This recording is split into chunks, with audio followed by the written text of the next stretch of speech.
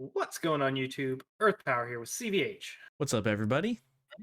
And we have another match for you guys in the 2023 bracket tournament, season one. Um, here on Channel Earth Power. So, want to tell the people what we have for them today? Yeah, we CVH. just wrapped up the top half of the bracket that you can see on screen last week, and we're on to Water, Fire, Nature, Tempo, aka Faux Bombazar, Bombazar without the Bombazars, and Phantomach, Light, Dark, Fire, mid-range. You've seen the deck profiles this week, and now we're going to see them face off. Yeah. So this was another Faux Bomba or Fire Nature Tempo ranked very highly for us here on Channel Earth Power. It's Bombazar without Bombazar, right? So the deck on paper has just always been strong. I think before we came across Wave Strikers, and I don't know if you've got the match playing yet, Christian. I don't see anything live on my Oh, screen. totally can. Um, There you go. but I uh, bomb Water Fire Nature Tempo it ranks high because it's always been, Christian and I've had that conversation of like, what is S tier in Duel Masters? Like, is there an S tier? And this deck is probably the one that sits on the fringe of that. Prior to Wave Strikers becoming a thing for us, and really just tearing up a lot of the decks that we thought were, quote unquote good in that A tier, those high B tier decks. This was the other deck, Bombazar without Bombazar, that we thought was just going to be great. Um, and you can kind of tell the people kind of how you came up with Phantomach. But this deck ranked low because again, it was just wholly untested. So it comes in at rank 15 for us because it just seemed like the mid-range deck that didn't really have the quote unquote enough stuff. Yeah, 18 blasts is neat, but against a more kind of mainline tempo deck, how was it going to fare? They just Yeah, happened to get paired up at the top of the bracket in a top 16. I will say, for what it's worth, which might be nothing, um, well, I'm making sure all the labels are correct.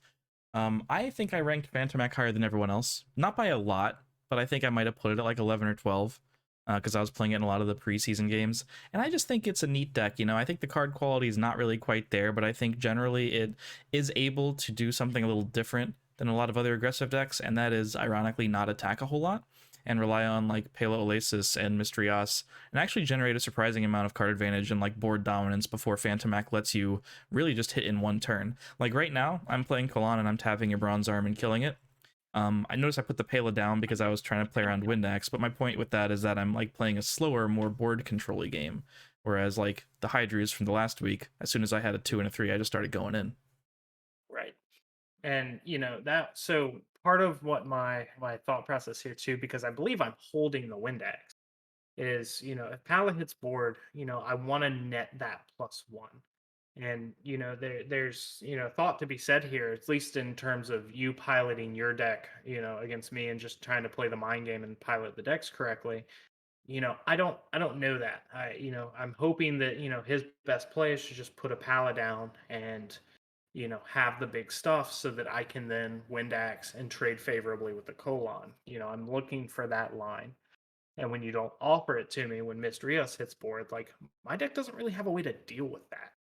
I can bounce it, but Gigapi Ponto is huge right now. And you've started off on a much stronger turn than me. And there's something to be said here too, because I missed my 2-drop. Ganta versus Gigapi Ponto should just be a favorable at least deck matchup for me because my 4,000 power creature comes out on 2 versus yours on 3. You just happen to hit yours on 3 and I missed my 2-drop. So you'll see the Windax go down here. I end up swapping out Mistrios, maybe. Well, Yeah, it looks no, like you're maybe thinking not. about it. Yeah, this play is going to require, I think, some more thought here. But But as you said, you did have a pretty slow start, and the fact that you even have to like worry about soul swap being my own guy is really not the tempo strategy's favorite thing to do on this turn. Giving me Pela, which to me, in retrospect, telegraphs that you have a Windex or something like right, that. especially since I just showed it to you, I think that's Oh where yeah, the that'll play also comes from. telegraph. Yeah, But hey, and with I the think second I myth. Yeah, I either had it or I top decked it, but either way, it's making me feel pretty confident here. Yeah, and Misterios now against my tempo deck that hasn't broken a shield yet.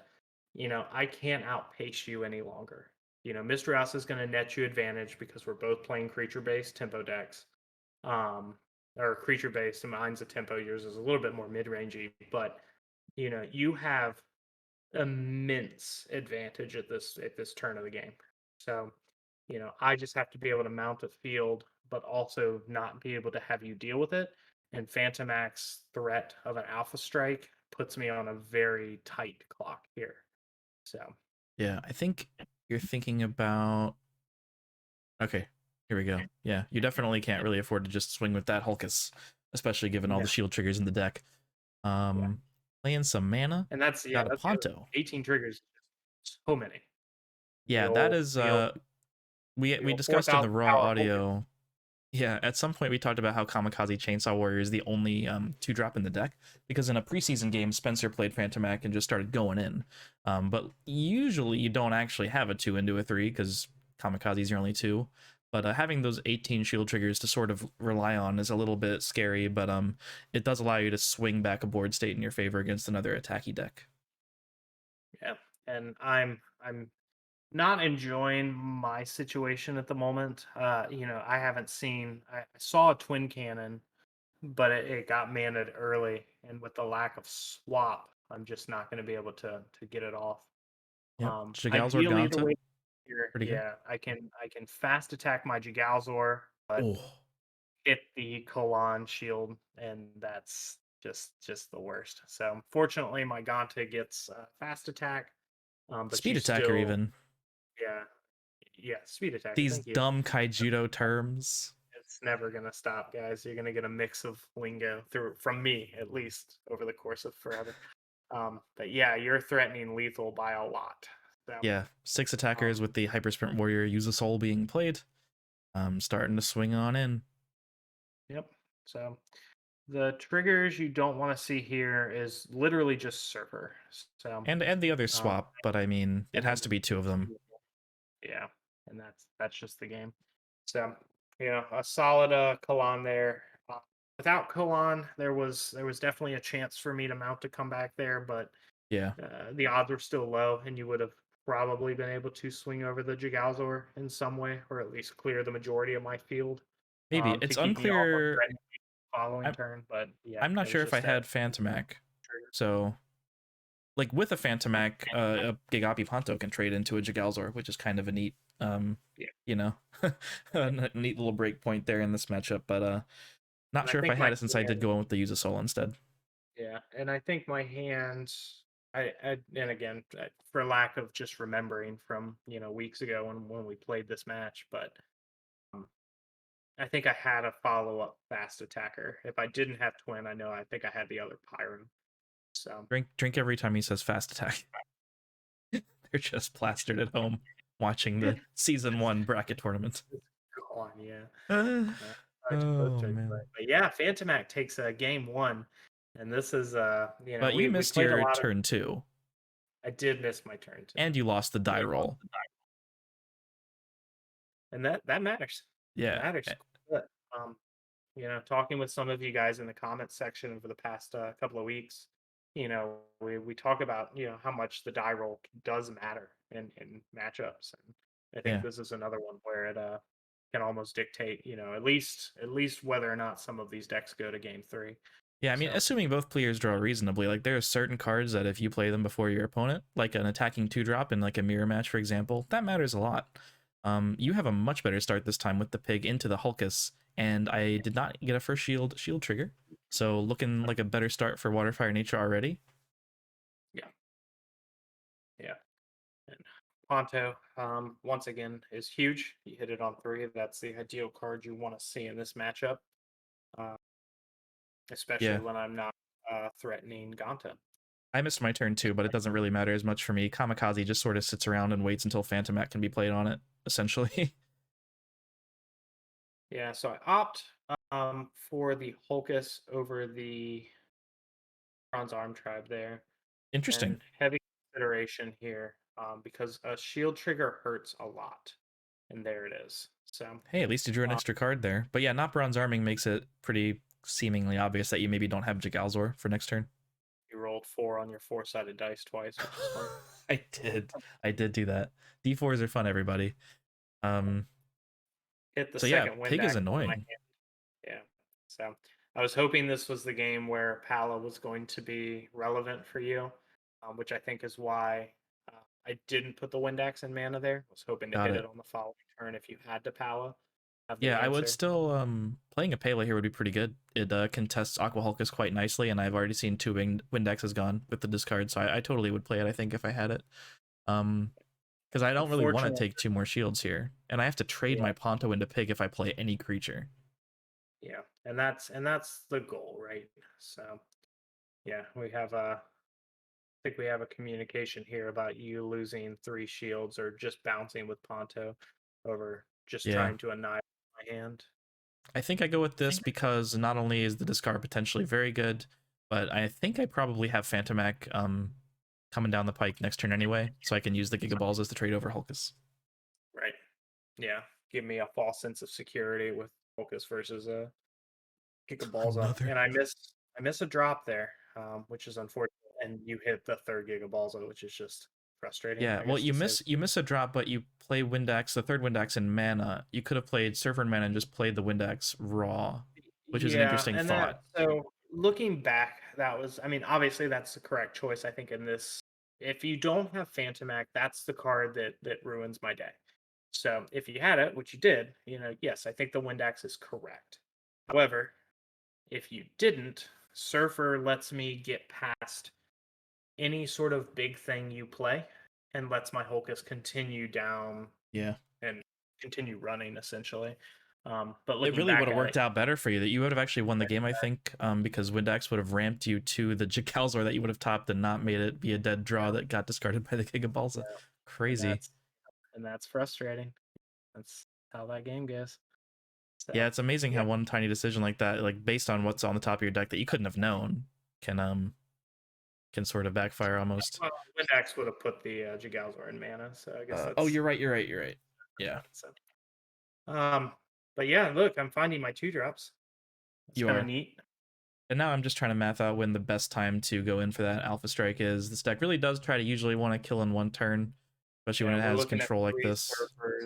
3 surfers viewed so far, Yeah, and with all that's the shield triggers used, now is the turn that I decide to go for it, and it works out. yeah, and that's seed 2 getting beaten by seed 15, another solid upset in the 2023 season 1 bracket. Phantomac moving on to the top 8. Yeah, So I'm gonna go ahead and spoil the results of the previous matches. If you haven't seen them, avert your eyes, avert your ears. here it There it comes. is. Phantomach Yeah, 2-0 over so Bombazar as the first deck in the final top thoughts 8 on in the bottom. Phantomac winning against Water Fire Nature Tempo. So this was another one of those games very similar to when Pegasus beat Wave Strikers, where it's not so much disbelief so much as I I wasn't sure that